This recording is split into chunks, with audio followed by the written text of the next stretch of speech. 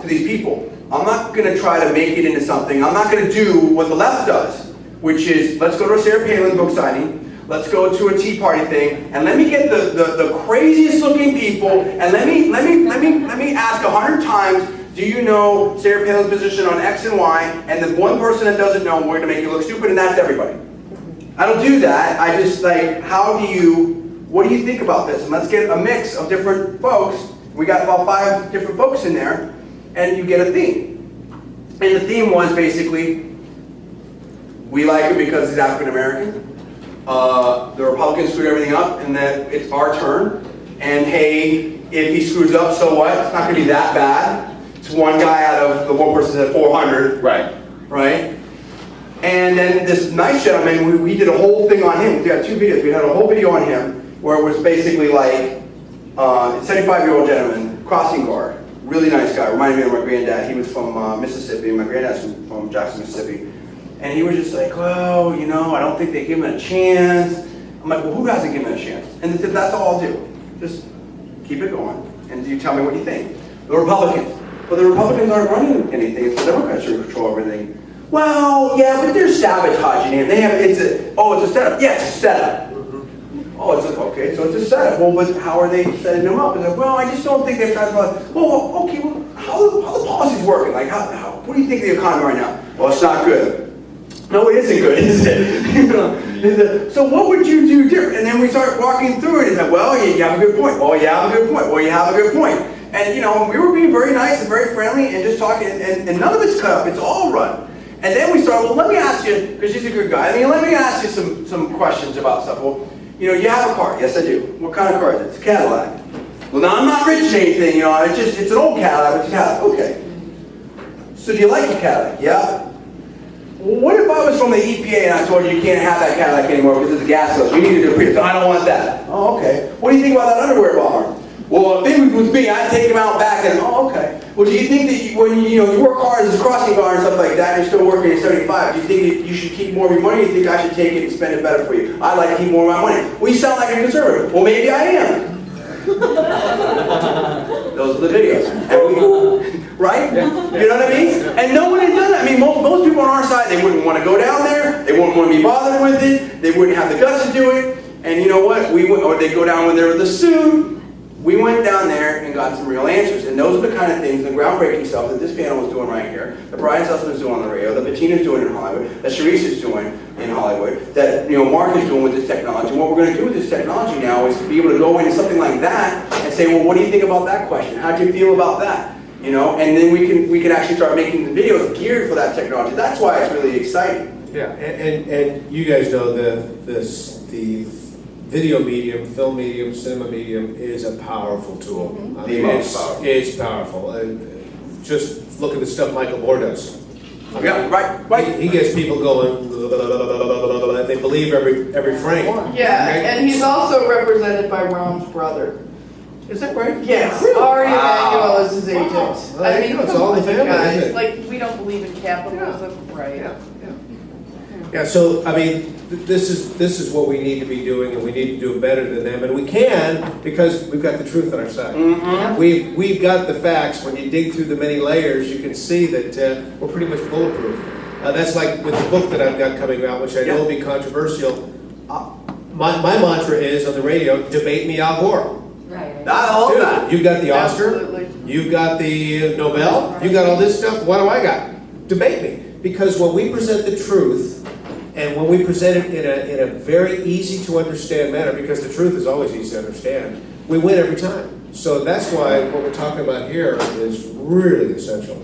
No. And it doesn't go anywhere either.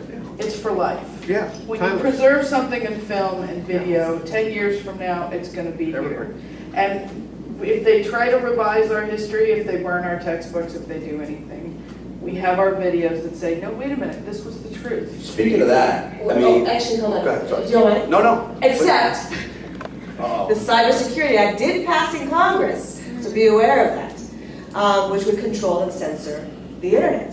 Right? You all know about the Cybersecurity Act, right? Okay.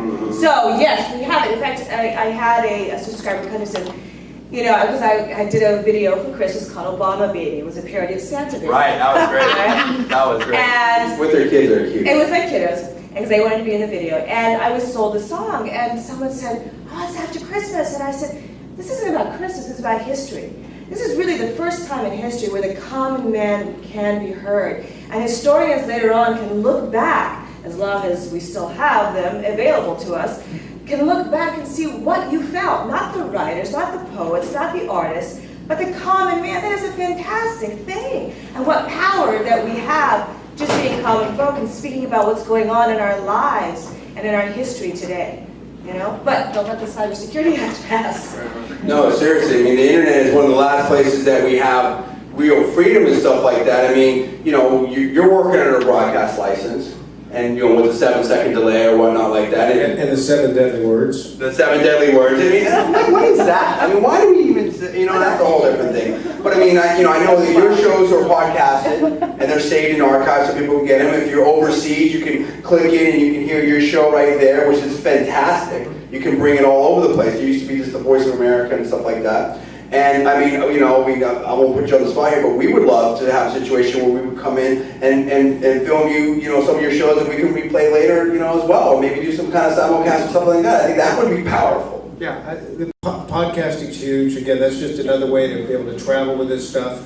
And I've got news for you. Air America, if they offered podcasts, I guarantee you nobody listened to them. No. Because that was garbage. But what's happening with a lot of, you know, conservative talk shows, they offer this kind of stuff, and it's very well listened to. People download it, they listen to it, they'll carry it around with them for a while.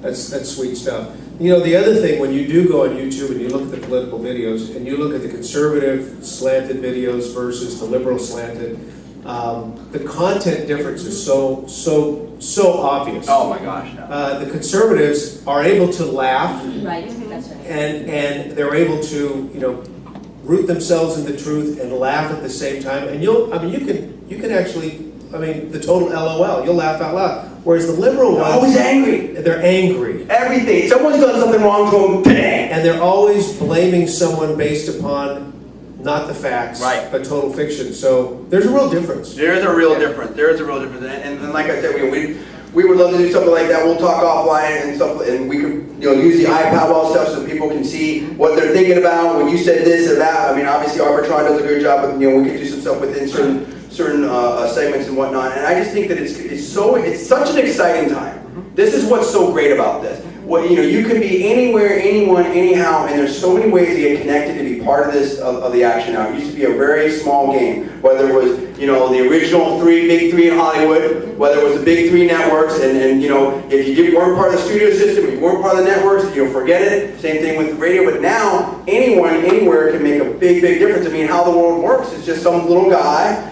in Chicago, whatever, Lauren, you know, he hits us up all the time, who's got a bunch of views. He's been on Beck, he's been on Rush, and you know, he doesn't do anything fancy, he doesn't even have the full HD quality that we do, everything like that, but he does a real good job. He sits in front of his webcam thing, and he shoots it right up, and he's got, you know, big audience. It's cool. It's very cool. So I mean, it's something that I think people should really get involved. So let's dive into this a little bit more here. Are you cool with that? Okay, let's get back into the presentation. Thanks, John. Oh, my pleasure. Thank you, guys. Back for more. Okay. How to make a great video, and people don't really think about this. You know, we could talk about technology and the whole 9 yards, and I'll spend a second on that with technology. You can use the flip cams. You can use all that type of stuff. YouTube this year, last year, well, within the last 2 years, they have moved. It used to be that YouTube quality was really poor, 360 by. They have weird dimensions, 214 or something like that. And it was basically that grainy, weird, like, you know, low res stuff, not even VGA quality.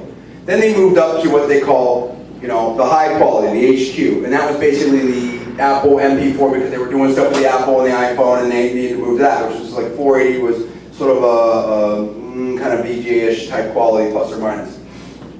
Then they moved to 720p, and that was, you know, what a lot of your HD TVs will be in that 720p quality, what you'll see on Fox Sports, ESPN, that whatever. 720p actually does a really good job for sports and stuff. And now this year they've gone to a full 1080p. And we, to my knowledge, are the only, and I may be wrong in this, only conservative channel doing a full 1080p. We've always met or exceeded the YouTube standards that we have out there, and that's important. If your stuff looks better, it's going to be better received. We've also upgraded all our internal equipment. We can shoot a video, edit it, upload it, have it live, probably within an hour, maybe slightly more. Speed is king on the internet. Speed. Why did Drudge explode? He was fast. He broke a story before Michael Isikoff of Newsweek, the blue dress. You can go to, oh yeah, that's how it all started.